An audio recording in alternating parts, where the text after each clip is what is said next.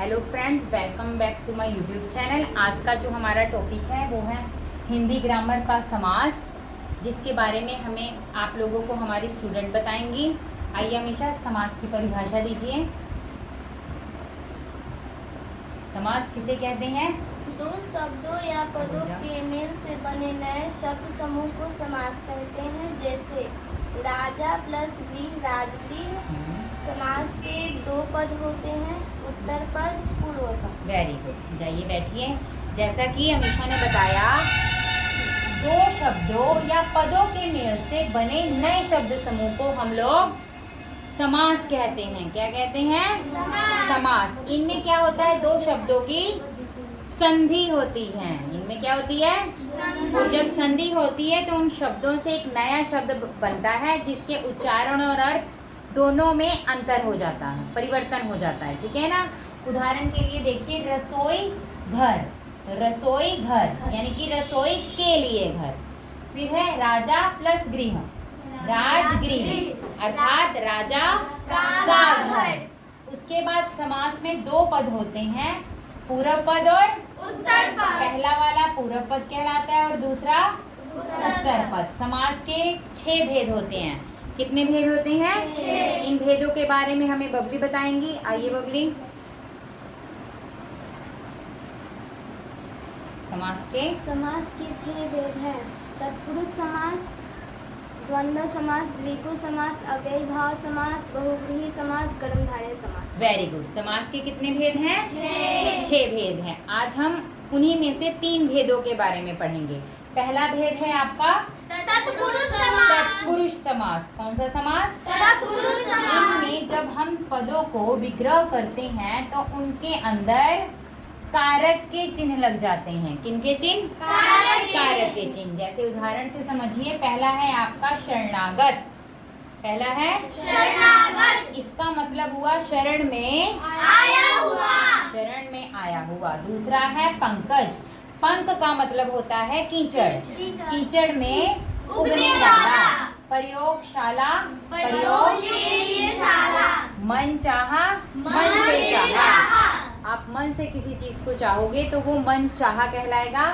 मन से चाहा। युधिष्ठिर युद्ध में स्थिर। फिर है हस्तलिखित। हाथ से लिखा हुआ।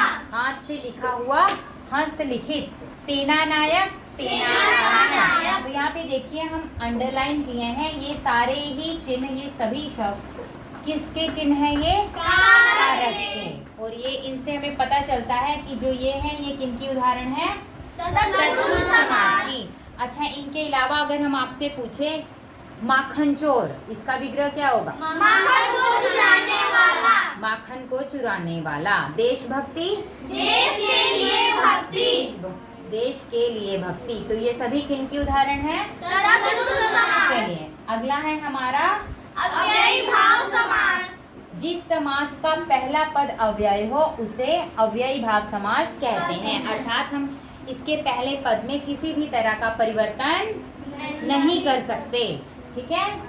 इसमें अक्सर पदों में पहले पद में यथा, नि, प्रति, बे, भर जैसे शब्द लगे होते हैं। जैसे आप उदाहरण से समझिए, यथाशक्ति अर्थात शक्ति के अनुसार। जैसे हम किसी को कह सकते हैं कि आप यथाशक्ति इस कार्य को कर सकते हैं, आप अपनी शक्ति के अनुसार इस कार्य को कर सकते हो। तो यथाशक्ति, शक्ति के अनुसार। प्रतिदिन, हर दिन। जैसे हम प्रतिदिन विद्यालय जाते हैं, है ना? तो प्रतिदिन, हर दिन। निडर, डर रहित, जिसे किसी बात का, किसी चीज का डर ना हो, निडर। फिर बेकाम, तो ये क्या हो जाएगा? बिना काम के। तो ये सभी किसकी उदाहरण है? अव्ययी भाव समास की। इसी में कभी कभी दोनों पद जो होते हैं वो समान अर्थ देने वाले होते हैं। जैसे सालों साल, तो बहुत साल। हाथों हाथ, हाथ ही हाथ में। पहले पहल, सबसे पहले। अगर हम आपसे बोल दे रातों रात, एक रात में। एक ही रात में। भर पेट, पेट भर के। ठीक है ना? तो ये सब किसकी उदाहरण है? अव्ययी भाव समास। अव्ययी भाव समास की। अगला है हमारा तीसरा कर्मधारय।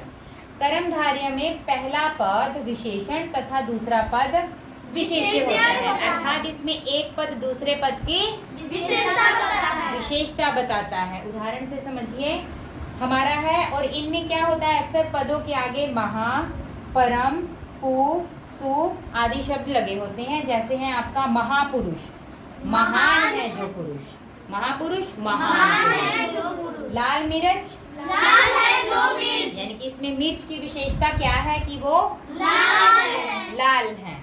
उसके बाद है आपका महाकवि, महान है जो कवि, महान है जो कवि। कुबुद्धि, बुरी है जो बुद्धि, है ना, बुरी बुद्धि वाला, उसको हम कुबुद्धि कहते हैं। फिर है नील कमल, नीला है नीला कमल या नीला है जो कमल, इसमें किसकी विशेषता बताई जा रही है, कमल, कमल की। कमल कैसा है, नीला, ठीक है। तो जो नील है ये विशेषण हुआ, और कमल, कमल क्या हुआ,